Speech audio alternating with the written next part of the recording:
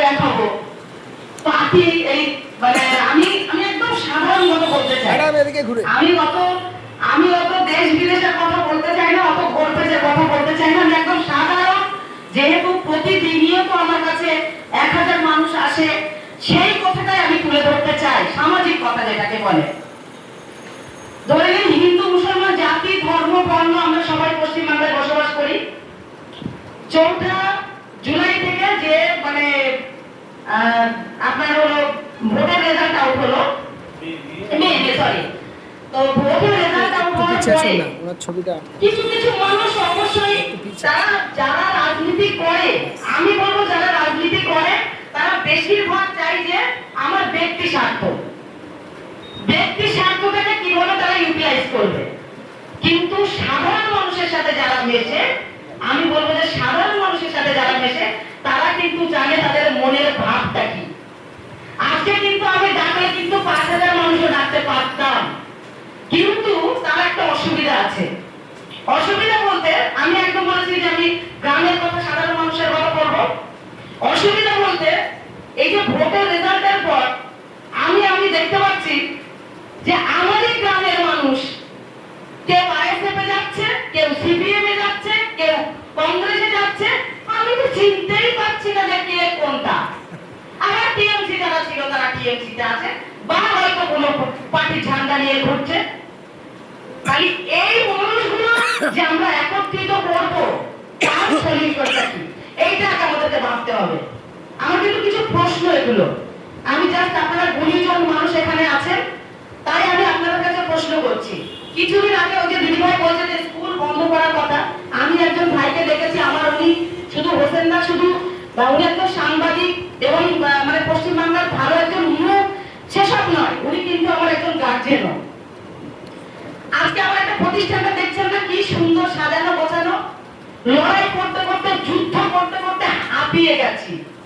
আগামী মানে 1 সপ্তাহ আগেও একজন মুসলিম ভাই, আমার এই কারেন্টের সমস্যা দেখছেন না, 15 দিন অন্ধকারে রয়েছে, 15 দিন। একজন মুসলিম ভাই গিয়ে কারেন্ট অফিসে গিয়ে বলেছে যে উনি কারেন্ট চুরি করে পড়ায়। তারা যথেষ্ট প্রমাণপত্র নিয়ে, অথচ কিন্তু একজন হিন্দু অফিসার কিন্তু আমাকে এই সলিউশনটা করে দিয়েছে এবং কালকে লাইটটা খুলে দিয়েছে। সুতরাং আমাদের এটা ভাবতে হবে, শুধু মুসলিম নয়, আমরা পশ্চিমবাংলার মানুষ, আমরা সবার দুর্গে একজন মানুষ। আমাদের সবার পাশে যেতে হবে, সবার সাথে মিশতে হবে। আমি শুধু আজকে সবাইকে ডাকতে পারতাম, কেননা একটা জাত কেন্দ্রিক যদি কোনো কথাবার্তা আলোচনা হয়, তাতে আমার প্রতিষ্ঠানের ক্ষতি হবে, আমার ক্ষতি হবে, আমার উপরে একটা চাপ আসবে। কেননা আমার বহু হিন্দু মায়েরা আমার কাছে প্রতিনিয়ত আসে। তাহলে আপনি ভাবুন যে একজন মেয়ে ছেলে মানুষ কত 15 দিন অন্ধকারে রয়েছে, হাওয়া করে কেটেছি, কেউ পাশে এসে দাঁড়ায়নি। কিন্তু আমার সাথে হিন্দু ভাইয়েরা, ছোট ছোট আমার ছেলে সন্তান সমতুল্য, তারা কিন্তু কারেন্টের অফিসে গিয়ে কিন্তু যুদ্ধ করেছে। আমি নাও বলতে পারি, তারা কিন্তু আমার সাথে কারেন্ট অফিসে গিয়ে বলছে যে না ম্যাডাম সামাজিক কাজ করে। আপনাকে কে বলেছে যে উনি কারেন্ট চুরি করে পড়ায়? আপনারা প্রমাণ করুন। আর তাই কিন্তু প্রমাণ করে, সঠিক প্রমাণ করে কালকে কিন্তু একটা হিন্দু অফিসার এসেই আমার টাকা তুলে দিয়ে গেল। আর যে আমার ক্ষতিটা করলো তাকে বলুন যে টাকা তুলতে সে আর লজ্জাতে এলো না। তাহলে আপনি ভাবুন তো দেখি, কাদের জন্য লড়াই করব, কিসের জন্য লড়াই করব, সেটা বলুন তো দেখি। আগে আমাদের দরকার গ্রামে গ্রামে, আপনারা বলছেন যে এই অল্প মানুষ এখানে যারা আছেন তারা প্রত্যেকেই সচেতন মানুষ, আমার ডাকে 5000 মানুষ আমি আনতে পারি। আমি মন্দিরের কথা দিচ্ছি যে আমার ডাকে আমি 5000 মানুষ আনতে পারি। সুতরাং দেখুন, তা আমি যদি আনি, যদি এক তরফে যদি আপনারা যদি বিচার করে, তাহলে সেই জায়গায় আমার তাহলে মুখটা নিচু হয়ে যাবে, যাবে কিনা? তাহলে আমাদের এমন কাজ করতে হবে যে সবাইকে নিয়ে আমাদের চলতে হবে। এখনো কিন্তু মানুষ শুনুন, আমি প্রতিনিয়ত বেরোই, প্রতিনিয়ত। আপনি আমার স্কুলে এসে দেখবেন, হয়তো সকালে 2 ঘন্টা আমাকে এসে দেখবেন। আজকে আমি এলওসি ফাইল এই যে স্যারই বলছিলেন যে আপনি তো বাবা অনেকটা এগিয়ে গেছেন। ভাবুন তো দেখি, এইরকম একটা ফ্যামিলির বউ আজকে আমি এগিয়ে গেছি, না আমার কেউ নবান্নে নিয়ে যায়, না আমার কেউ বিকাশ ভবন নিয়ে যায়, না আমার কেউ আলিপুর নিয়ে যায়, আমি কিন্তু 1000। এই কারেন্টের সমস্যা, এটাও কিন্তু সমাধানটা এই মন্ত্রী দপ্তর করলো। সুতরাং সেই জায়গাটাই এরকম সাহসী হতে হবে। আর আমাদেরকে মানুষদের লড়াই করব। আমি এই তো কালকে অটোতে যাচ্ছিলাম, অটোর মধ্যে বসে আলোচনা করছিলাম, সব যে অটোওয়ালা ছিল সেও হিন্দু, যারা বসেছিল তারাও হিন্দু, তারা প্রত্যেকেই কিন্তু, আমি তো মুসলিম, আমার তো দেখে মনে হচ্ছিল না একটাও যে আমি হিন্দু।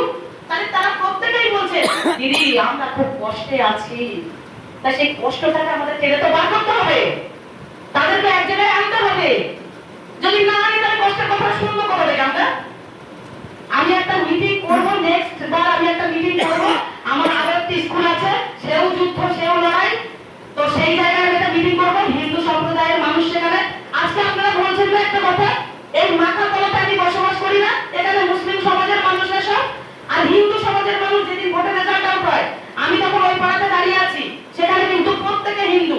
ওখানে একজন মানুষ আছে, তাকে খুব মানে সবাই, সে বেরোলো আমাকে ডাকলো, বলছো মঞ্জুদি বাইরে আসুন, তারা ছেলে মেয়েদের ডাকলো, ডেকে বললো কি যে শোনো আমরা যে দল করি, যেখানে ভোট দিয়েছি, যাকে মানি, যাকে ভালোবাসি, আমাদের দেখা দরকার নেই, আমরা এই পাড়াতে বসবাস করি, হিন্দু মুসলমান জাতি ধর্ম বর্ণ আমরা কিন্তু কোনো ঝঞ্ঝাটের মধ্যে যাব, তুমি কিন্তু একজন হিন্দু মানুষ।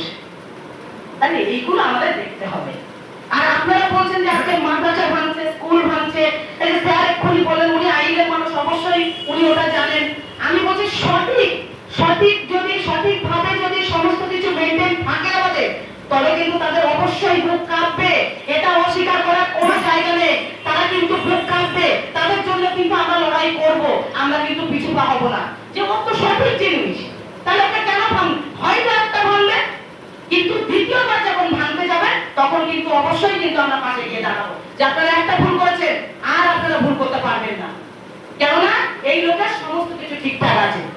আপনি 10 বছর 15 বছর 20 বছর স্কুল চালাচ্ছেন, অথচ বিল্ডিং পাস করবেন না, অথচ আপনার ভালো করে আপনি স্টুডেন্টের যে কতগুলো স্টুডেন্ট আছে সেটা জানেন না, আপনি আপনার কতগুলো টিচার লাগবে, তার যা ডিগ্রি লাগবে সেটা জানবেন না, আপনার যে স্কুল চালানোর জন্য যা পরিকাঠামো দরকার আপনি সেটা জানবেন না, তা আপনার স্কুল কেন ভাঙবে না? আমার ইতিমধ্যে 2বার ইন্সপেকশন করা হয়ে গেছে, আমার ইতিমধ্যে এসআই থেকে 2বার ইন্সপেকশন করা হয়ে গেছে, তারা দেখেছে আমি সঠিক তথ্য দিতে পেরেছি, তারা চলে গেছে,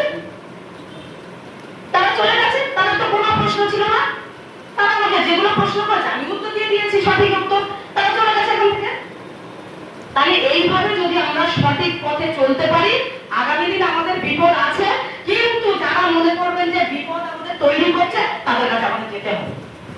দেখবেন আপনি, আপনাকে কেউ গালাগালি দিল, তাকে যদি আপনি জড়িয়ে ধরেন, সে কিন্তু একবার হলে মুচকে হাসবে যে না ও আমার শত্রু ভাবি, কিন্তু ও আমাকে দেখো এতটা ভালোবাসে, এইটা আমাদের করতে হবে। আমি তো জানি আমার যারা যারা শত্রুতা করে আমি তো পুরো চিহ্নিত করে বলে দিতে পারি যে আমার শত্রু, কিন্তু আমি তার সাথে ডেকে কথা বলি।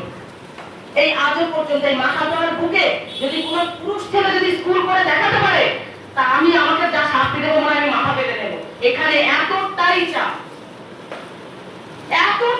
আমাদের স্যার আছেন, স্যার জানেন ভালো করে, এই যে স্যার কোথায় গেল, স্যার দীর্ঘদিন ধরে চাকরি করেছেন এখানে, স্যারও জানেন, তো স্যারও জানেন যে এই জায়গাটায় কতটা চাপ, আপনি চিনতেই পারবেন না কে কেমন মানুষ।